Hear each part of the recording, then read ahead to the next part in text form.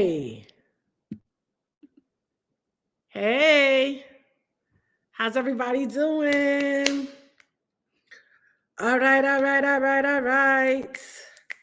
I hope you guys had a good day today. Come on in here. Make sure you share this feed.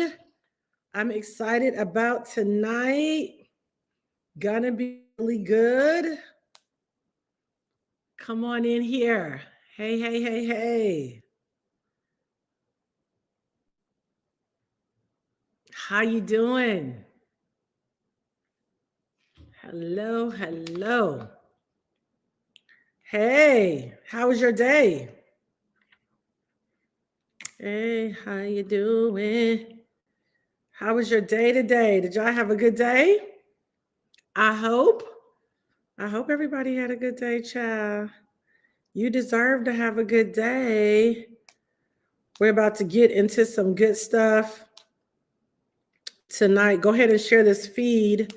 Yeah, go ahead and get ready to share this feed. Hey, how you doing? Okay, so listen, I'm gonna be talking to you guys tonight about something that I think we got to keep talking about, and then we got to keep like splitting the atom a few different ways. Those are the lamb chops in the back that are going on tonight. But we got to split the atom a few different ways because there right now, if you've been following me for any amount of time, you know that there's a big wealth gap. Or maybe you haven't been following me any amount of time, but you just are woke and you can see there's a big wealth gap. And the only way to change that is to get education so that you can take action and do something different. One of the things that I want to tell you, Matilda, is that renting was not anything that was supposed to become permanent. And right now, for a lot of Americans, I mean, right now, they said that under like only 40%, 30 to 40% of Americans own their own home. The rest, 60% are renters. And then the percentage of people of color that own their homes is even lower than the 30 to 40%, because that makes up everyone. But I would gather to say that with people of color, we're probably somewhere between 10 to 20% of home ownership in America. Okay, that's a problem. Renting was never supposed to be a long-term solution. It was supposed to be something that, hey, I prop up, I'm using this, I'm out of high school, I go to college, I graduate from college, I get a job. And so now I'm renting right now until I can start making enough money, before I can buy. Well, what's happened is that inflation has come in and caused there to be a separation where people are not able to, kind of catch up, if they will. Because the thing about renting and home ownership, you've got to really be on a very, very tight, clear financial plan, because at the same time, gas has gone up, groceries have gone up, right? If you go, especially if you want to eat healthy, eating healthy has gone up, healthcare has gone up. Even if you have insurance, still, if you have to get anything, if you got to go and get, a prescription or additional care, or especially if you're into any kind of holistic or organic eating, like all those things now cost. So what's happened is that the wealth gap has become wider.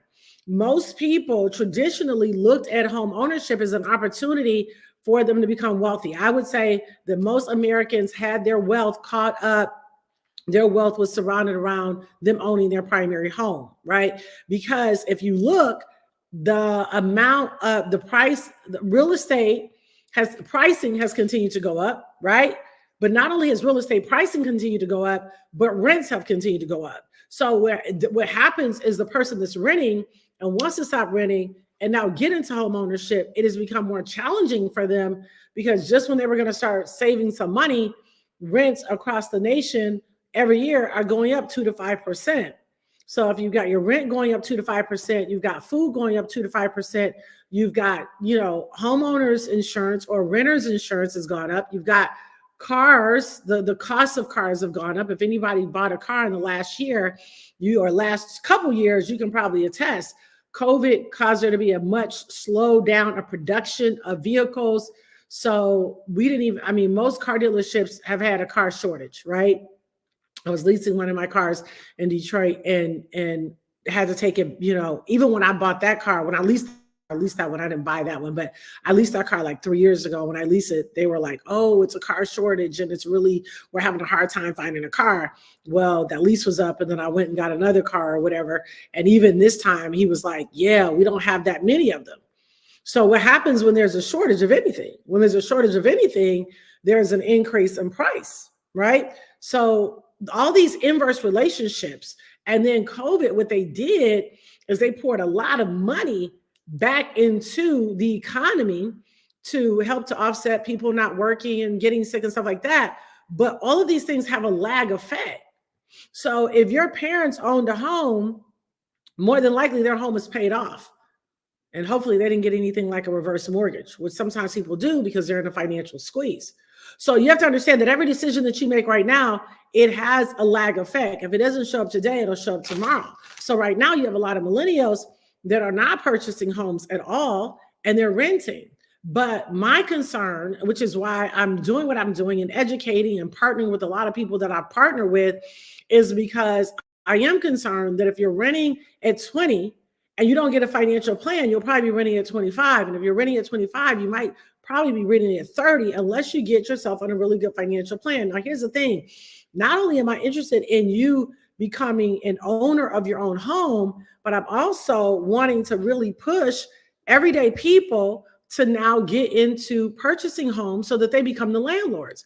What's happening right now is we have a huge influx of big companies, JP Morgan, Tricon, BlackRock, Financial. There's a lot of companies right now that are literally putting millions of dollars into buying up neighborhoods, into buying up cities. Why do I have a problem with that? I have a problem with that because whoever starts to buy in a particular city or a zip code, they can force price up, right? So if I buy, let's just say in a 1 mile radius, and I keep, rehabbing those houses, making them nice, I can literally drive the price of not just the house up, but I can also begin to impact the rental comps. So if an area was really $800 a month, if I buy enough houses in that area, that $800 a month now turns into $1,000 a month. That $1,000 a month now turns into $1,200 a month. That $1,200 a month now turns into $1,500 a month. Just look at the last 10 years. And if you would just, be honest, put in the comments, yes, I've seen it go up. If you look at if you're renting right now, and I declare this is going to be like your last year renting, but if you're renting right now, if you look at what rent has done over the last 10 years, you're like, whoa. So this is why not only it need to be aggressive about getting into home ownership, but we also need to be aggressive about making sure our children get into home ownership. That, I think, that's the best gift you can give them.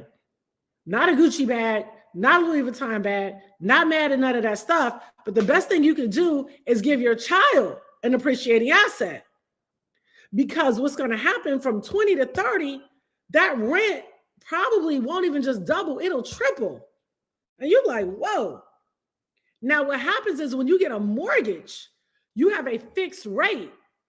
So if your mortgage is $2,500 a month, 5 years from now, unless you get a variable rate or interest only rate, which I don't recommend either one of those for primary homes, interest rates and variable rates, adjustable rates work when you're investing, you're in and out. That makes sense. But if this is a primary home where you're staying, please don't do interest only or adjustable variable rate.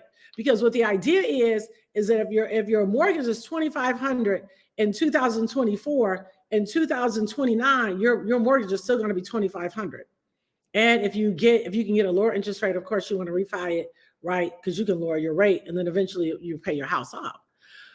So it's really important right now that we put ourselves in position to really get educated on where it is that we need to be, what it is that we need to be doing, and where it is that we need to be going, and become more investment conscious and not spending conscious. Most people plan to go to Aruba. They plan to go to Mexico. They plan to go to Hawaii. They plan to go on a trip, and that's great. But you got to make plans for home ownership. You got to make plans for your children to have home ownership. You need to make plans for yourself to own homes so that now you become the landlord. See, the thing about real estate is like the first couple years, you may not really be able to feel the profit, if you will. But I promise you, if you stay in there, that second or third year, especially if you can refi and get a lower rate, you're going to be like, oh my gosh, you know, my mortgage on all my investment properties, let's just say, for example, is $2,000. But now I got rent coming in of a total of $6,000 or $7,000. That's awesome. That's amazing. Right? And you keep doing that over and over and over again. So what happens is whoever owns the homes in a city, in a zip code, has a level of control that the people that are renting will never have. You'll never have it. So you can complain about your landlord, you can complain about the neighborhood, you can do all that kind of stuff, Heather, but at the end of the day, you don't have control. Ownership gives you control. And so we're literally having a Monopoly and Real Life conference, April the 19th through the 21st. I'm going to put this in the chat. I really, really want to encourage you guys to come to that conference. Like, I really want to encourage you to come to that conference. I think it's very, very important that you get yourself to that conference. And I think it's important that you get yourself to that conference, because what you got to do is you got to get the tea. You need to be around people that are, you know, speaking the language. You need to be around people that are going to be able to help you with your credit, help you with getting the loans, help you with their documentation, filing taxes, accounting, working with title companies, negotiating the deal, making sure you find a good deal. Like, there are, you know, a lot of different aspects to real estate that I want to make sure that you're equipped with, because when you're equipped and you have ownership, now you've got to start building real wealth, right? One of the first things that they ask you when you get ready to go out to do something is they ask you, do you own your own house or do you rent, right? And that becomes really important. So I'm going to put this in the bottom so you can see for the Monopoly in Real Life conference, okay? And this is really going to help you with building that real estate portfolio. And this is happening in Atlanta, Georgia, April 19th through the 21st. Okay, and when I say some hitters are going to be in the room, they're going to be in the room, honey. They're going to be in the room. This is the kind of room that you want to make sure that you are in, like, for real, for real, for real, for real. Because we're talking lenders, we're talking title companies, we're talking like everything that you need to really be successful, like in a very, very, very real way. Okay, so remember, again, rent was never, ever designed. I'm typing in the link so you guys will be able to have it and see it, okay? Rent was never, ever designed to be a long-term situation. This was never designed to be a long-term situation. This was always designed to just allow you to get up on your feet. And then not just that, I really want you guys to get in a position of ownership of other homes.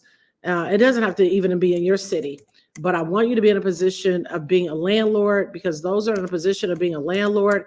Those that own are going to be in the positions of wealth. That is real wealth. Okay. Period. End of the story. All right. So I just put that at the bottom. Grab your tickets for the Monopoly in Real Life conference, April 19th through the 21st in Atlanta, Georgia. Get on the mobilehomecloser.com/Monopoly conference. Okay. We want to see you there. It's really, really, really going to be good. Now, if you have a question about anything that I'm talking about, definitely feel free to get on here.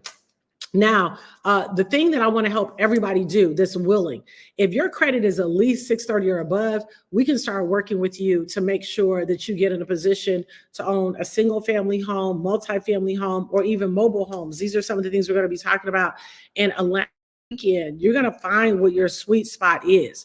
You're going to find out, this is my sweet spot, or, you know, I really like those multifamilies, or, you know what, I like those properties that are already cash flowing, or, you know what, I really like those properties that, you got to fix up, or I like the properties that are already fixed up. You're going to be able to find what your sweet spot is.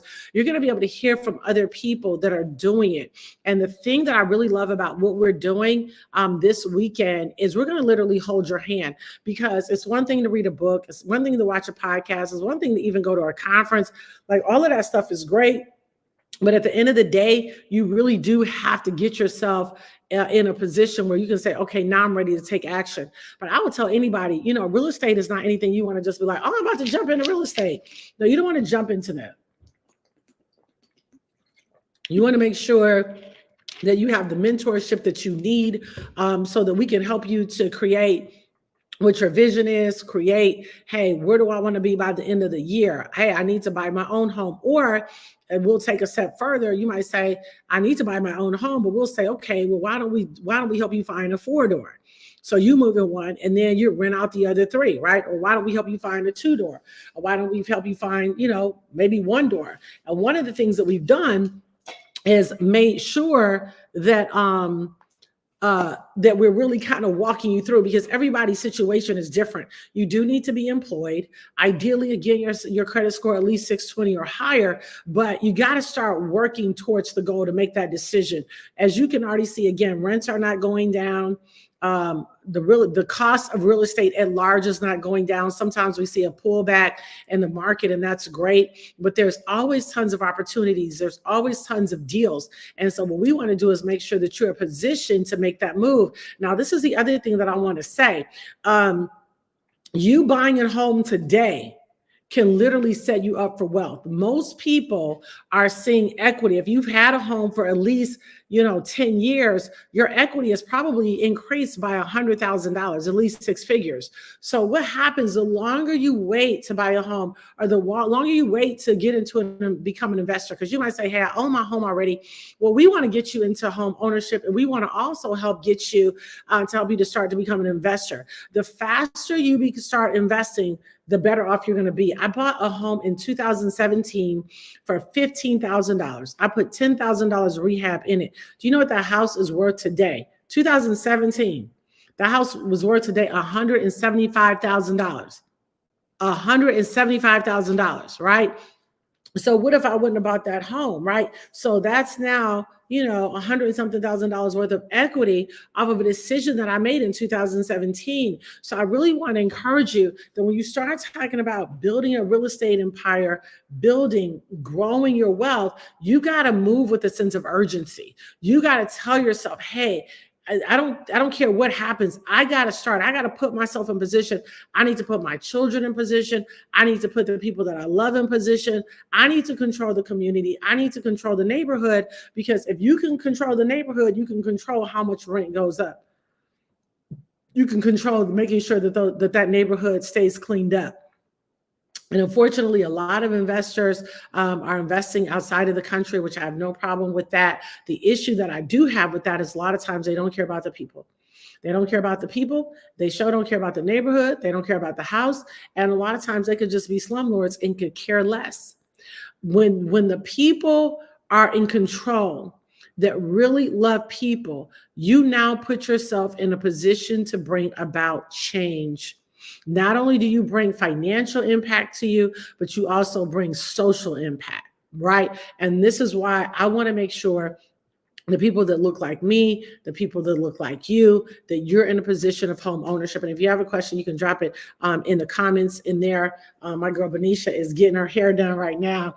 Black girl issues. She's like, girl, I'm under the dryer still. Oh no. And I said, okay, we'll try to get on here just for a few minutes, because she's doing some amazing things with banking. But the overall message that we wanted to say, and she's going to be at the Monopoly in Real Life conference too. Benicia's going to be there. My girl Monet is going to be there talking about accounting. When you own homes, it also greatly reduces your tax liability. You own home, and actually also learning how to use debt greatly reduces your tax liability as well. We're going to have Abdul there, who is going to be there talking about how to invest in mobile homes, how to build an empire with mobile homes. Your girl's going to be there talking about how to build an empire with single family and multifamily. We're also going to have real estate agents there talking to you about short-term rental, mid-term rental, long-term rental. Both of those are all ways that you can make a lot of money. And then we're going to also have somebody there talking about mortgage and lending and how to really use debt to build your assets, right? Literally, you can invest in real estate and do 100% down. You can do 100%, should I say 100% financing? You can do 100% financing. You don't have to come out of your pocket, not $1. Right. And that's what we want to make sure that we show you how to do that. A lot of times people can be a little bit nervous using debt because we've heard all our lives, get out of debt, get out of debt, get out of debt, get out of debt, get out of debt. I understand that, but there's bad debt and there's good debt. If you're going to build a real estate portfolio, you're going to have to do that with other people's money. The last thing you want to do is use all your liquidity. You want to make sure you use other people's money. We're also going to be talking about how you can pull equity out of your primary home or maybe out of an investment property that you have, how you can pull that equity out to buy other properties and continue to do that over and over again. We're going to be there talking about how to do a buy and flip, how to do a buy and hold. I think doing a combination of both are important so that you have, buy and flip is going to give you that right there lump sum cash.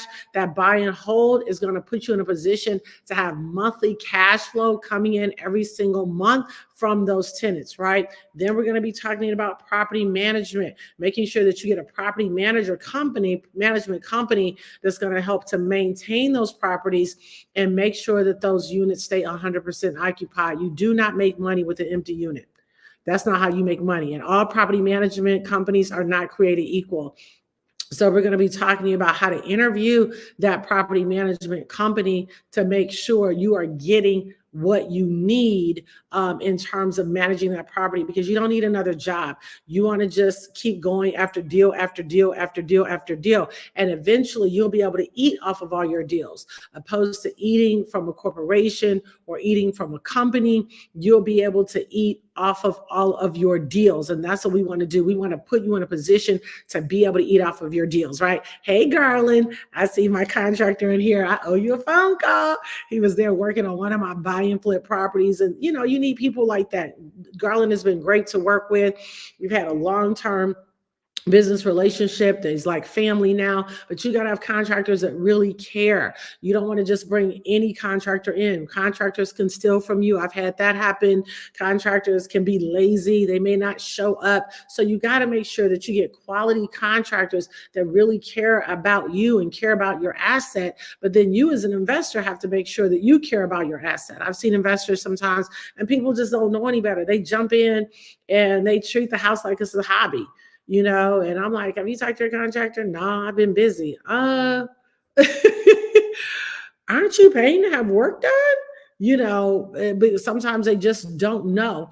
And so at this conference in Atlanta, April the 19th through the 21st in Atlanta, Georgia, go ahead and get your tickets right now at themobilehomecloser.com/Monopoly conferences at the bottom of the screen, where you can get on there and get your ticket right now and bring a family member, bring a friend, or you might have to come by yourself. It's seasons in your life that sometimes you can't bring everybody with you. You got to just be willing to show up and get the education that you need so that the rest of this year, second quarter, third quarter, fourth quarter, you can really put yourself in a position to really finish strong. So you're not going into 2025 talking about, this is my New Year's resolution. You need to stop making New Year's resolutions and actually get around people that are taking action. That's what you got to do. You got to get around action takers, deal makers, people that are creative, people that are going to figure it out, people that are going to move forward, people that are going to take yes for an answer. I don't hang out with people that take no for an answer.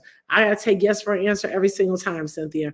Period. End of the story. You know what I'm saying? And so you have to make sure that you position yourself. So this conference is going to be really, really good because it's going to equip you with everything that you need. A lot of times people don't move out, Cynthia, because they're afraid. They're like, what about this? What about that? What about this?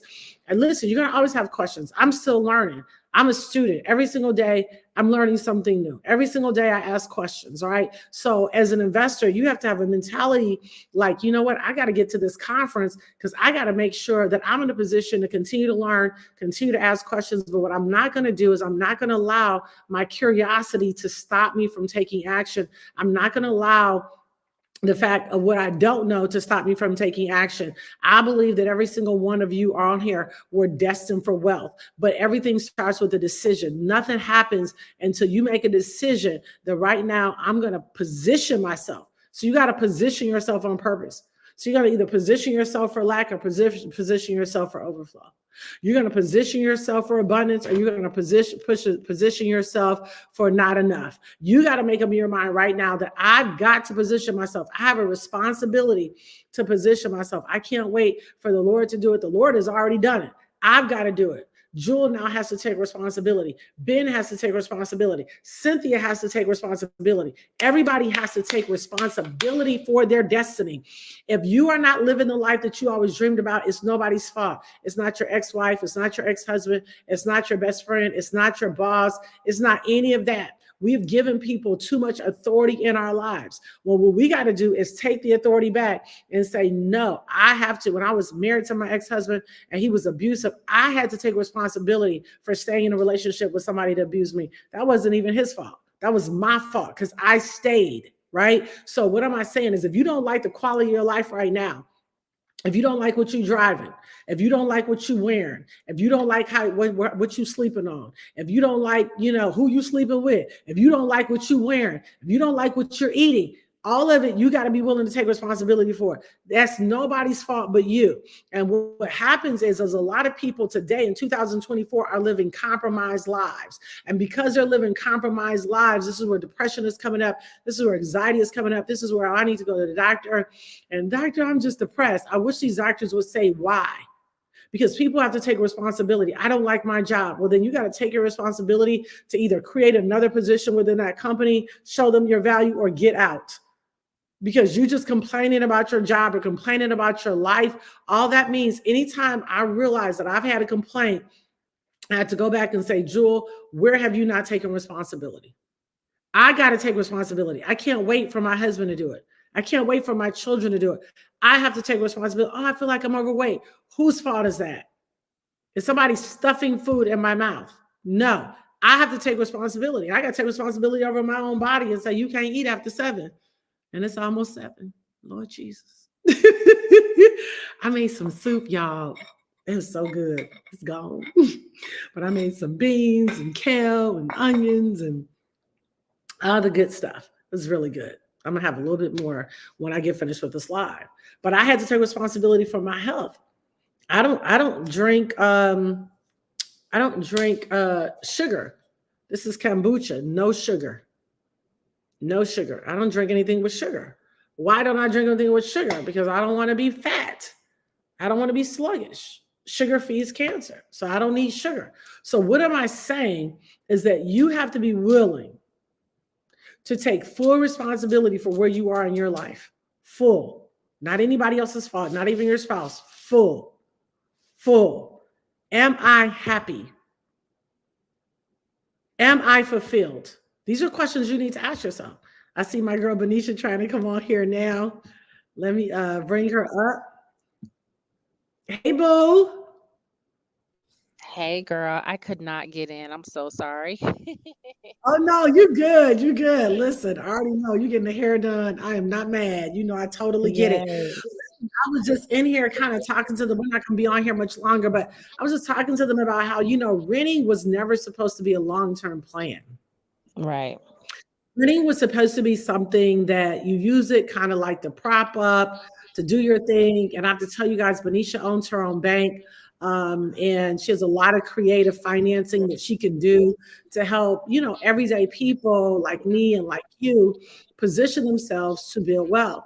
She did a deal on my apartment building and has done other deals for me. And so, and she'll be able to do a lot of deals for you. She's going to be in Atlanta, Georgia, April 19th through the 21st at that. So you want to make sure that you position yourself to be there. Go ahead and get your tickets right now. But Benicia, talk about that. Like this wealth gap is very, it's still large. The price of homes are going to continue to go up. Rent is definitely going to continue to go up. I think people have to move with a sense of urgency to buy their own primary home, hopefully a 4-family or 3-family, so they can rent out the other 2 if they haven't already done it, but also position themselves to be landlords, because if these big companies keep buying up these zip codes and communities, they can do price force appreciation or rent force appreciation and really end up leaving people behind in a very real way. So chime in on that, and why is it so important for people to really take real estate acquisition and really seriously? Absolutely. You're absolutely right. The number one thing that is not going to go away is places to eat and places to live. As we continue to populate in this world, we're going to need a roof over our head. Whether you rent or you buy, it's absolutely your choice. So don't ever feel pressure to do anything that you're not ready for. But let's face it, when you're renting a property, you're actually paying a mortgage. It just does not benefit you. So you are paying someone's bills. You are sending someone to college. You are sending someone's grandkid to their generational wealth on their generational path journey. You are paying a mortgage. Whether you rent an apartment, you are contributing to the shareholders of that building, which should be you. You're contributing to their residual income and the things that they're going to do for their family and their legacy. And so owning real estate is not just to put, stone in front of a house and a pathway and say you got all this stuff. It's a play to build wealth. It is a way to pass down money that's transferable in the form of equity to those who you'll leave behind. We just lost O.J. Simpson today. I don't think he thought he was going to pass away today, but today was his day. Wow. We don't know when your day is. We don't know when my day is. However, the things that we do while we're here is going to be transferable to the people that we love. So are we going to leave behind bills, or are we going to leave behind equity? And so I created this platform. I created my own space. I opened up a national federally chartered bank. It's not easy to do, but I did that not with just my selfish thoughts in mind, but with the thought of the other people that I'm going to be able to help transfer wealth, transfer information, transfer knowledge to, so that they can own their first property. Because in our culture, in our community, there are people who are grandparents who don't own homes. So trying to impact the youth, maybe starting in high school where I give scholarships, teaching them how to own real estate, not just getting on a video and making a voice message for them, actually showing up and walking into these elementary schools, high schools. I'm starting early.